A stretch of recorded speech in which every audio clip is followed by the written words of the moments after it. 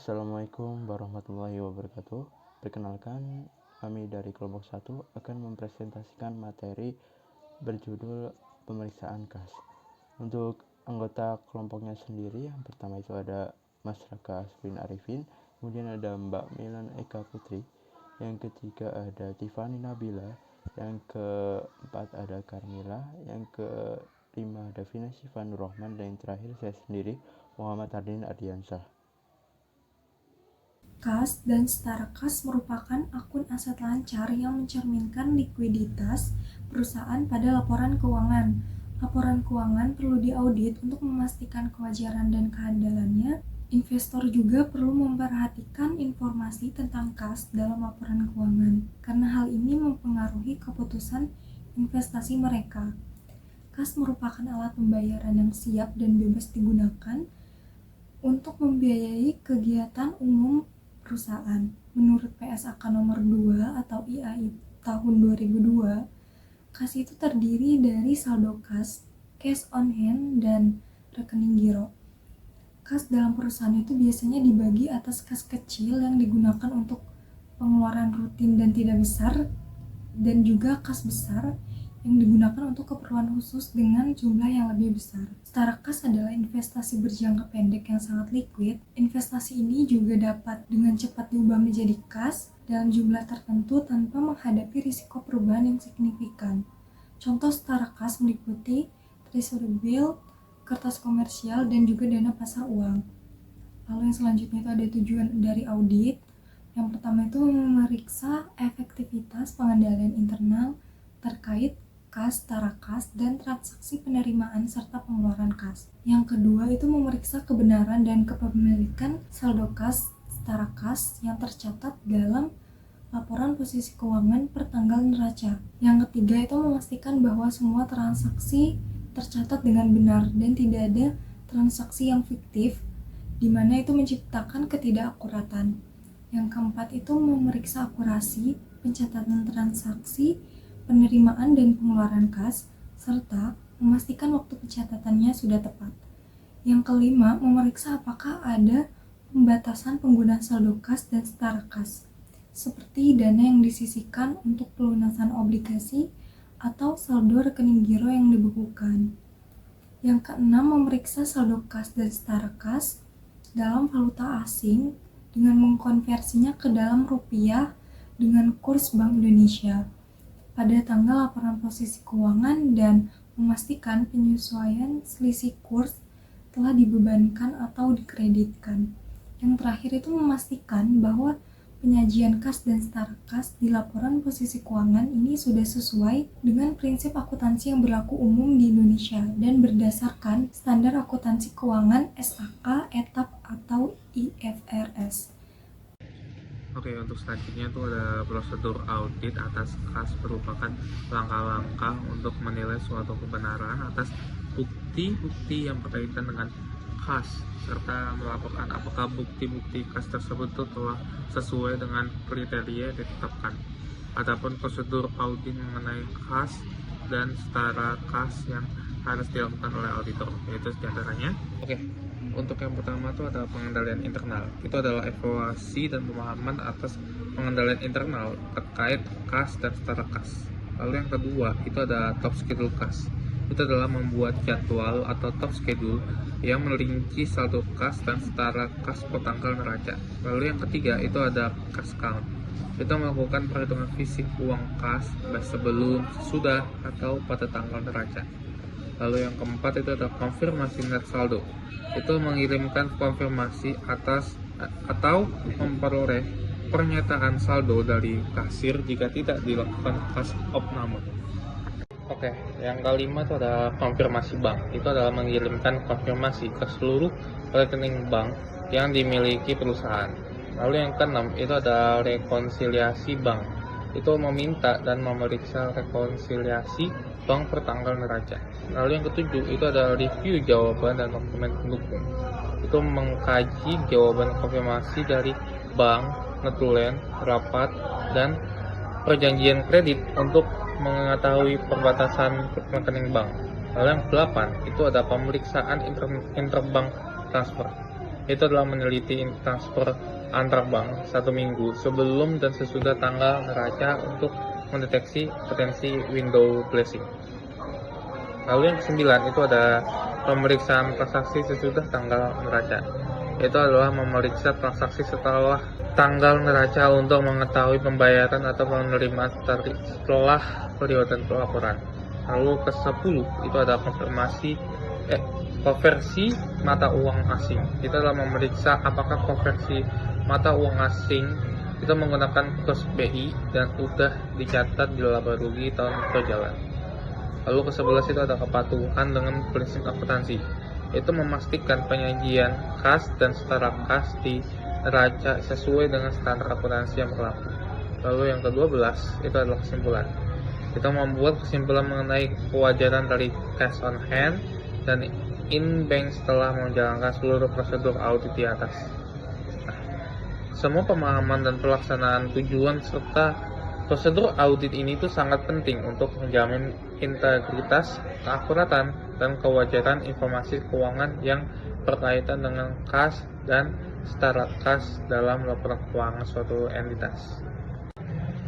Sekian dari saya, terima kasih.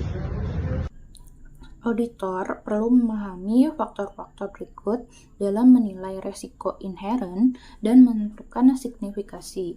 Dampak musiman pada saldo kas. Itu yang pertama, musiman dapat berpengaruh signifikan terhadap arus kas bisnis.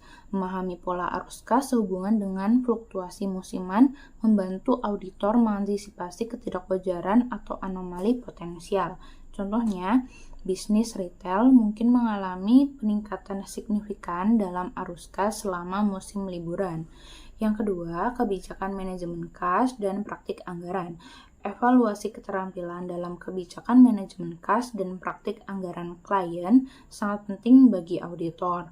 Pengetahuan ini memungkinkan auditor mengidentifikasi kelemahan atau kekurangan dalam prosedur penanganan kas klien dan menilai kesesuaian praktik anggaran dengan tujuan perusahaan serta norma industri.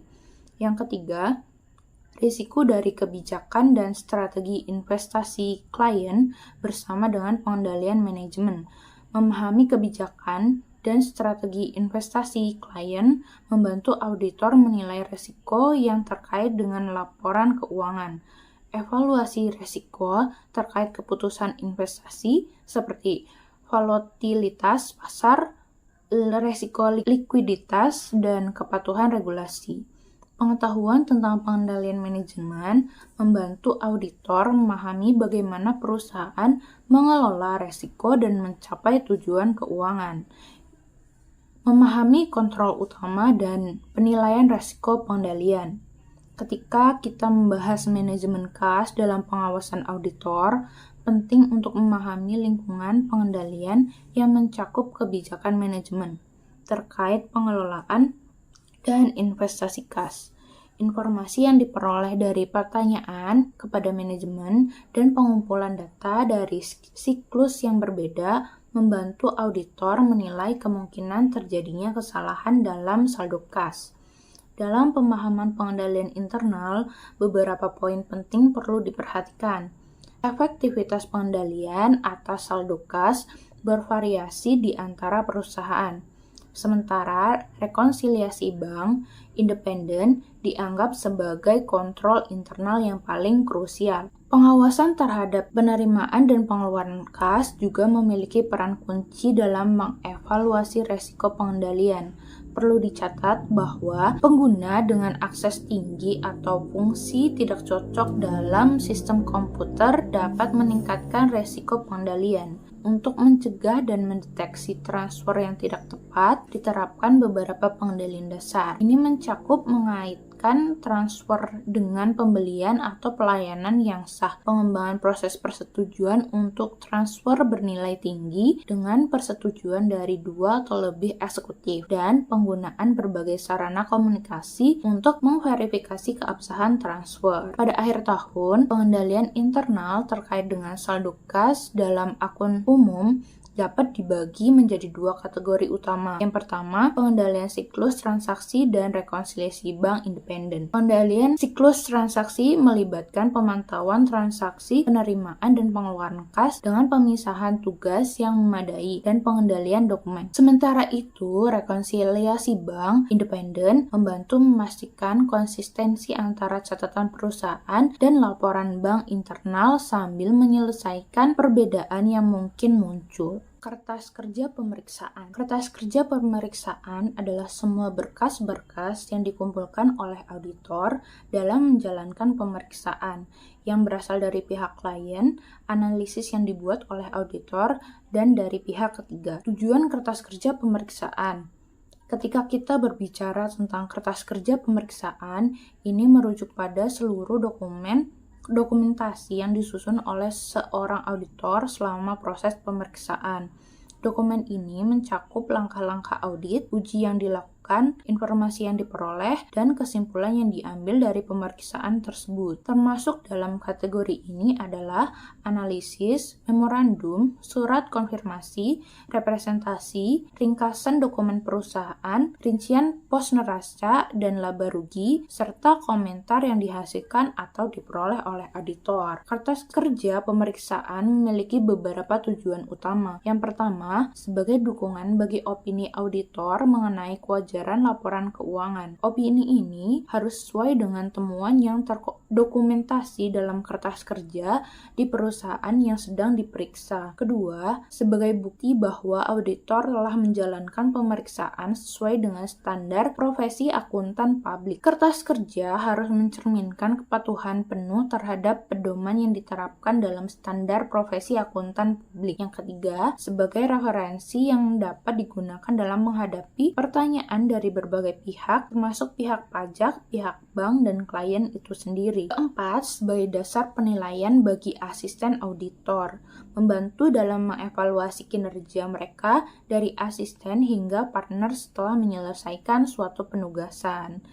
Yang terakhir, kelima, sebagai panduan untuk audit tahun berikutnya. Kertas kerja ini menjadi alat yang sangat berguna dalam mengevaluasi saldo awal, mempersiapkan audit tahun berikutnya, serta memberikan wawasan mengenai masalah-masalah yang muncul pada tahun sebelumnya untuk penyusunan rencana audit tahun mendatang.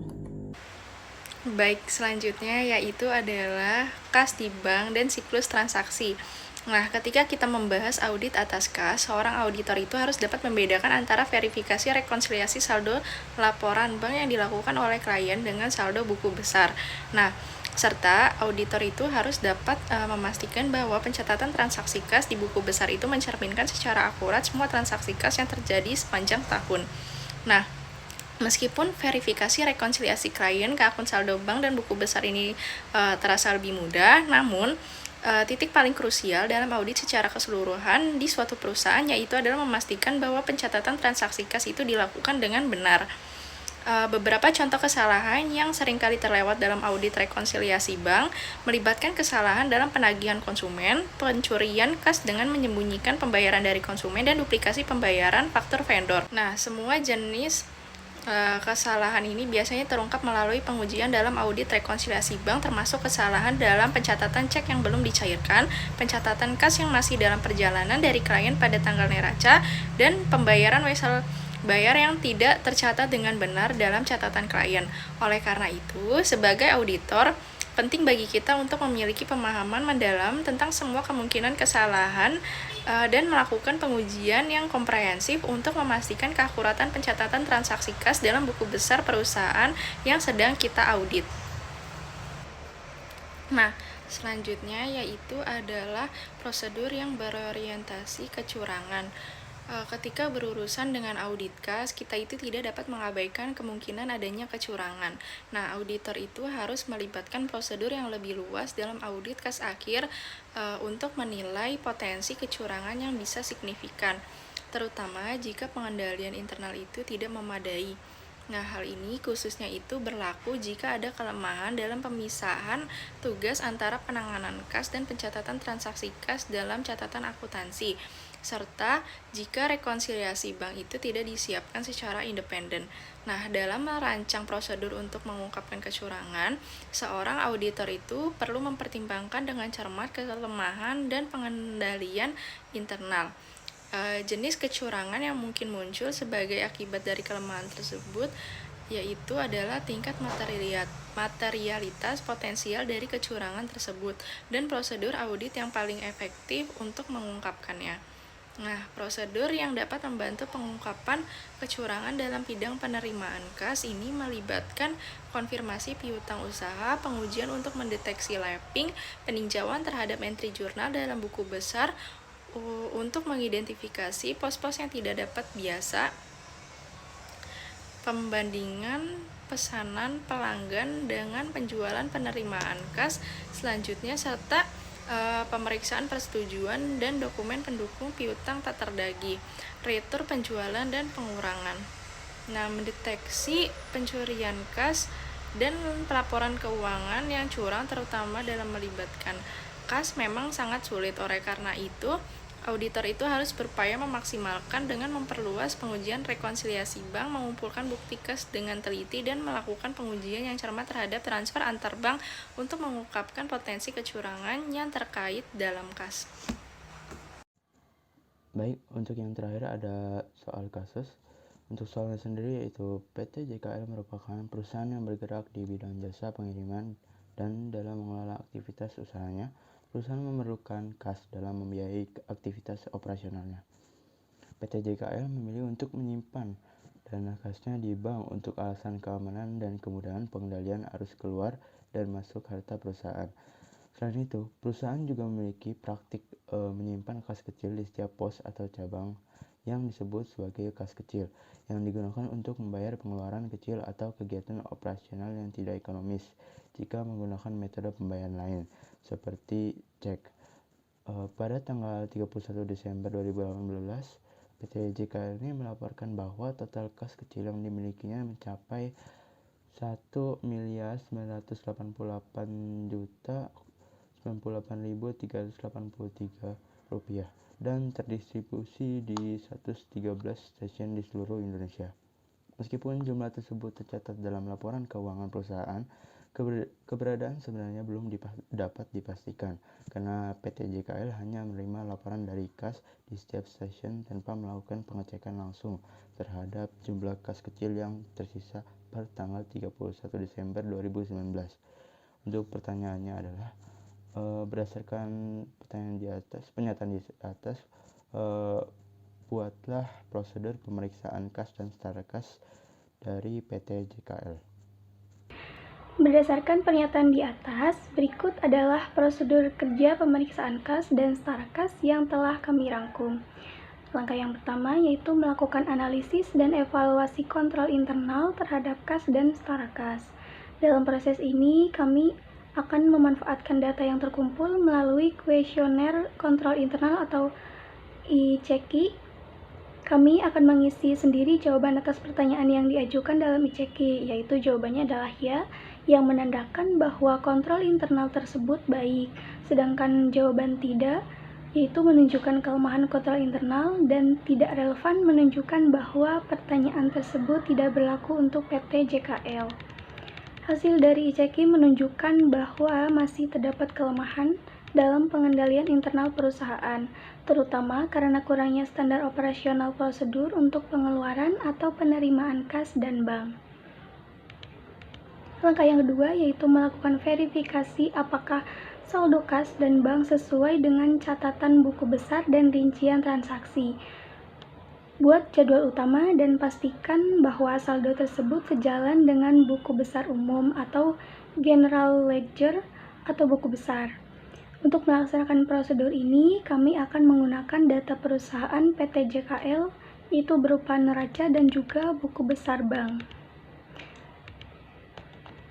Setelah melalui proses pemeriksaan, tidak terdapat perbedaan antara jumlah saldo di neraca dan juga saldo yang tercatat dalam buku besar. Langkah selanjutnya yaitu melakukan pemeriksaan saldo awal dengan memanfaatkan informasi awal tahun. Dalam langkah ini, kami menggunakan data perusahaan PT JKL berupa rekening koran dari semua bank pada bulan Juli 2018 dan rekening koran hasil audit pada bulan Juni 2018. Pengambilan data pada bulan Juni dipilih karena bulan tersebut dianggap sebagai titik awal untuk melanjutkan audit di periode Juli sampai dengan Desember 2018.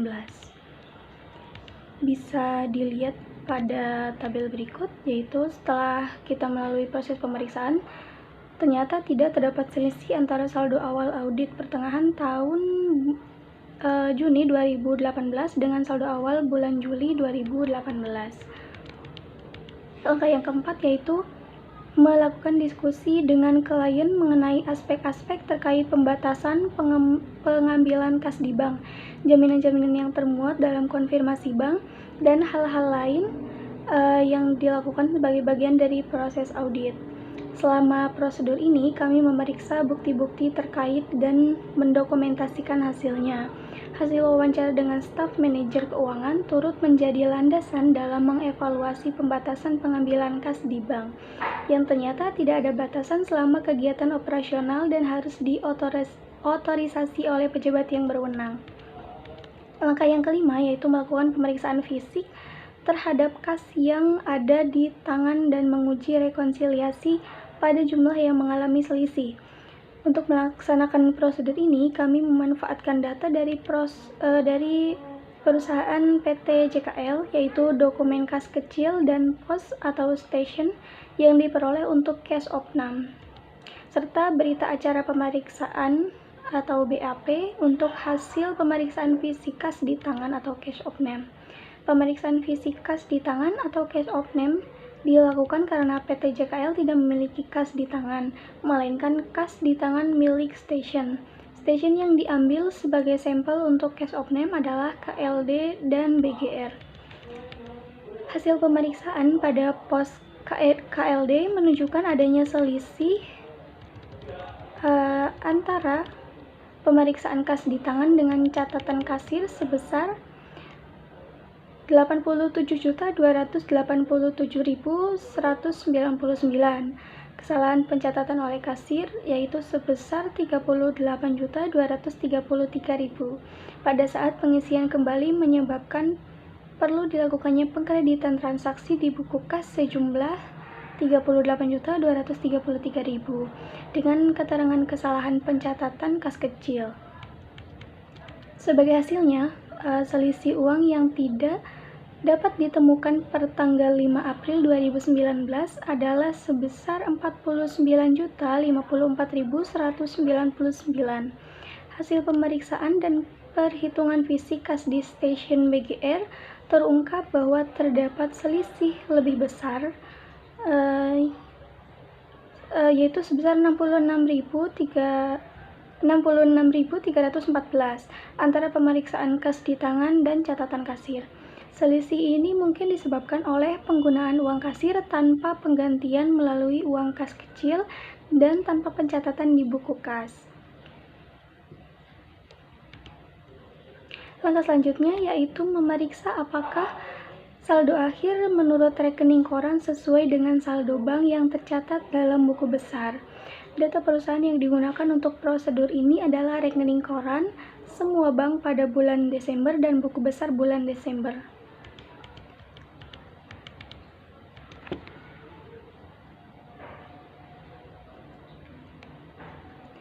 Nah, setelah dilakukan penyesuaian, hasilnya menunjukkan bahwa tidak terdapat perbedaan antara saldo akhir menurut rekening koran dan saldo bank yang tercatat dalam buku besar. Langkah selanjutnya yaitu memeriksa mutasi debit kredit pada rekening koran, lalu periksa ke dokumen pendukungnya. Dalam prosedur ini, kami menggunakan data perusahaan PT JKL berupa sampel rekening koran Bank BNI bulan Desember dan neraca Desember 2018 dapat dilihat pada lampiran 7 dan 8. Langkah selanjutnya yaitu memeriksa perhitungan kurs jika dalam mata uang asing, apakah sesuai dengan kurs tengah Bank Indonesia pada akhir tahun Untuk prosedur ini kami menggunakan kertas kerja pemeriksaan kas dan setara kas per audit Desember 2018. Perhitungan kurs dapat dilihat pada tabel 9 berikut. Bisa dilihat setelah dilakukan perhitungan kurs, ternyata terdapat selisih kurs antara perhitungan kurs tengah BI dengan laporan keuangan atau neraca, sehingga diperlukan penyesuaian sebagai berikut, yaitu FX gain or loss bank revaluation sebesar 2.923.792 di debit, dan di kreditnya yaitu kode 100213 USD CB Citibank 0550762.501 itu sebesar 680.505. Di kredit juga yaitu USD BNI 2909.000.120 sebesar 2.243.286. Langkah selanjutnya yaitu membuat konfirmasi untuk semua bank. Untuk prosedur ini, penulis menggunakan data perusahaan PT JKL berupa data konfirmasi bank yang telah dibuat dan dikirim ke setiap bank yang dapat dilihat pada lampiran 9. Daftar konfirmasi bank dapat dilihat pada tabel 10, yaitu sebagai berikut. Nah, berdasarkan materi yang telah kelompok kami sampaikan, maka dapat disimpulkan bahwa audit kas dan setara kas esensial untuk memastikan kewajaran laporan keuangan dan menarik perhatian investor. Kas meliputi saldo kas dan rekening giro yang terbagi menjadi kas kecil dan besar. Setara kas mencakup investasi likuid. Tujuan audit itu mencakup pemeriksaan pengendalian internal, kebenaran saldo, akurasi pencatatan dan pembatasan penggunaan saldo, serta konversi mata uang. Nah, proses audit itu melibatkan evaluasi pengendalian internal, pengecekan saldo kas, konfirmasi, rekonsiliasi bank, dan pencatatan transaksi. Kertas kerja pemeriksaan menjadi dasar opini auditor, referensi untuk pertanyaan dan panduan audit berikutnya. Penting untuk memahami pengendalian internal dan melibatkan prosedur lebih luas untuk mengungkapkan potensi kecurangan. Baik, demikian presentasi dari kelompok kami. Kurang lebihnya mohon maaf. Wassalamualaikum warahmatullahi wabarakatuh.